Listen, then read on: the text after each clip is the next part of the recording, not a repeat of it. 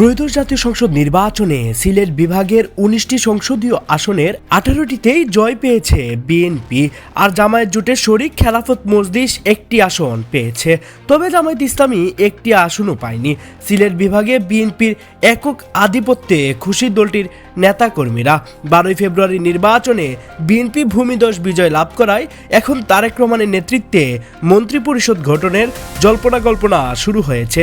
সিলেটে বিএনপির বিপুল বিজয়ে তারেক রহমানের মন্ত্রিসভায় কারা থাকতে পারেন এ নিয়ে আলোচনা ও কল্পনাও শুরু হয়েছে। নতুন সরকারের মন্ত্রিসভায় সিলেটের কোনো নেতা মন্ত্রী না থাকলেও একাধিক নির্বাচিত এমপিকে প্রতিমন্ত্রীর দায়িত্ব দেওয়া হতে পারে বলে দলীয় একটি সূত্র নিশ্চিত করেছে। আলোচনায় থাকা প্রস্তাব অনুযায়ী সিলেটের নতুন ও সম্ভাব্য প্রতিমন্ত্রীরা হচ্ছেন সিলেট ১ আসন থেকে নির্বাচিত সংসদ সদস্য খন্দকার আব্দুল মুক্তাদির। ইন্ডাস্ট্রিয়ালিস্ট হিসেবে তাকে শিল্প ও বাণিজ্য মন্ত্রণালয়ের মন্ত্রী হিসেবে দেখা যেতে পারে নতুন মন্ত্রিসভায়। স্থানীয় সরকার মন্ত্রণালয়ের প্রতিমন্ত্রী অথবা বেসামরিক বিমান ও পর্যটন মন্ত্রী হিসেবে দেখা যেতে পারে সিলেট সিটি কর্পোরেশনের সাবেক মেয়র আরিফুল হক চৌধুরীকে।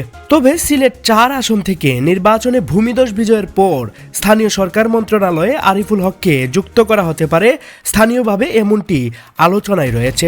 হবিগঞ্জ ১ আসন থেকে নির্বাচিত সাবেক অর্থমন্ত্রী শাহ এএমএস কিবরিয়ার সন্তান ডক্টর রেজা কিবরিয়ার নাম অর্থ পরিকল্পনা মন্ত্রী বা প্রতিমন্ত্রী হিসেবে আলোচনায় রয়েছে। স্বাস্থ্যমন্ত্রী বা প্রতিমন্ত্রী হিসেবে হবিগঞ্জ ২ আসন থেকে নির্বাচিত বিএনপি চেয়ারপারসনের উপদেষ্টা ডাক্তার সাখাওয়াত হাসান জীবন এবং মহিলা বিষয়ক প্রতিমন্ত্রী হিসেবে নিখোঁজ বিএনপি নেতা এম ইলিয়াস আলীর স্ত্রী সিলেট ২ আসন থেকে নির্বাচিত তাহসিনা রুশদীর লুনাকে যুক্ত করা হতে পারে মন্ত্রিসভায়। আর টেকনোক্রেটে দলটির যুগ্ম মহাসচিব হুমায়ুন কবিরকে পররাষ্ট্রমন্ত্রী ও ধর্ম প্রতিমন্ত্রী করা হতে পারে সিলেট ৫ আসনে বিএনপি জোটের প্রার্থী হয়ে পরাজিত জমিয়তে উলামা ইসলামের কেন্দ্রীয় সভাপতি মাওলানা উবাইদুল্লাহ ফারুককে। সাবেক প্রধানমন্ত্রী প্রয়াত বেগম খালেদা জিয়ার উপদেষ্টা ও মধ্যপ্রাচ্য বিষয়ক বিশেষজ্ঞ ডক্টর মোহাম্মদ এনামুল হক চৌধুরীর নামও আলোচনায় রয়েছে।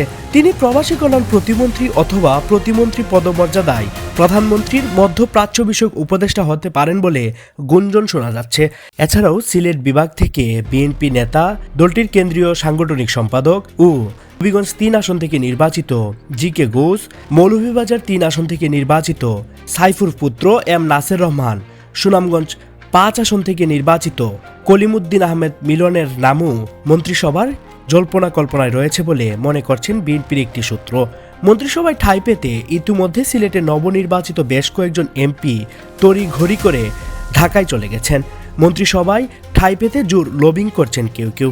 দলীয় সূত্র জানায়, নির্বাচনী অঙ্গীকার বাস্তবায়ন, প্রশাসনে গতিশীলতা আনা, নীতি নির্ধারণে নতুন চিন্তা এবং নতুন নেতৃত্ব গঠনের লক্ষ্যে বিএনপি হাইকমান্ড তরুণ ও দক্ষ নেতাদের মন্ত্রিসভায় অন্তর্ভুক্ত করার পক্ষে জোর দিচ্ছে।